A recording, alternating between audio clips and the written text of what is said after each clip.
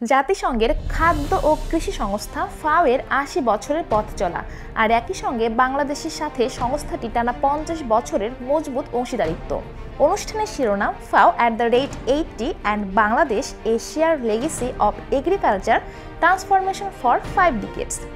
রাজধানীর একটি অভিজাত হোটেল ইন্টারকন্টিনেন্টালে রবিবার দিনভর উদযাপিত হয় এক বিরল দ্বৈত মাইলফলক। একদিকে বিশ্বজুড়ে ক্ষুধা মোকাবেলার লড়াই, আর অন্যদিকে বাংলাদেশের কৃষি খাদ্য ব্যবস্থায় অর্জিত বিস্ময়কর অগ্রগতির গল্প। এই ঐতিহাসিক দিনে শুধু অতীত উদযাপন নয়, আলোচিত হলো আগামী দশকের যৌথ স্বপ্ন ও করণীয়।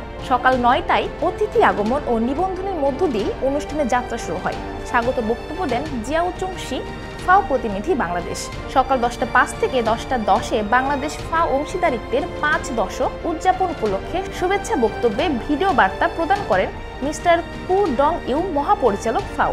আর তারপরেই উপস্থাপিত হয় মূল প্রবন্ধ ফাও @80 and Bangladesh 5 ডিকেডস of share agriculture transformation শীর্ষক দিনব্যাপী এই উদযাপনের অনুষ্ঠানটিকে মোট 5টি প্রধান সেগমেন্টে ভাগ করা হয়: youth focus session, high level inaugural session, panel discussion, technical session, cultural and culinary segment. আলোচনায় বাংলাদেশের কৃষি খাতের উন্নয়ন, উদ্ভাবনী প্রযুক্তির প্রয়োগ এবং খাদ্য নিরাপত্তা নিশ্চিতকরণে গৃহীত বিভিন্ন উদ্যোগের উপর গুরুত্ব দেওয়া হয়।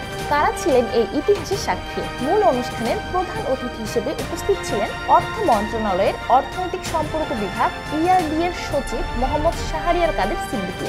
বিশেষ অতিথি হিসেবে অংশ নেন কৃষি মন্ত্রণালয়ের অতিরিক্ত সচিব PTC উইং মোহাম্মদ মাহমুদুর রহমান। আর পুরো অধিবেশনটি সভাপতিত্ব করেন বাংলাদেশ ফাও এর প্রতিনিধি জিয়াউচংশী।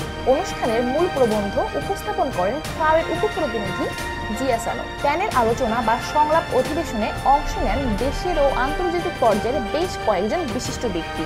তাদের মধ্যে ERD এর অতিরিক্ত সচিব AKM সোহেল, বিশ্বব্যাংক ডিভিশন ডিরেক্টর জব পেসমে, নরওয়ের রাষ্ট্রদূত হাকর আরাল্ড গুলব্র্যান্ডসেন, ইতালির রাষ্ট্রদূত আন্তোনিও আলেসান্ড্রা এবং প্রাণ RFL গ্রুপ ও মেঘনা ব্যাংকের প্রতিনিধি উজমা চৌধুরী।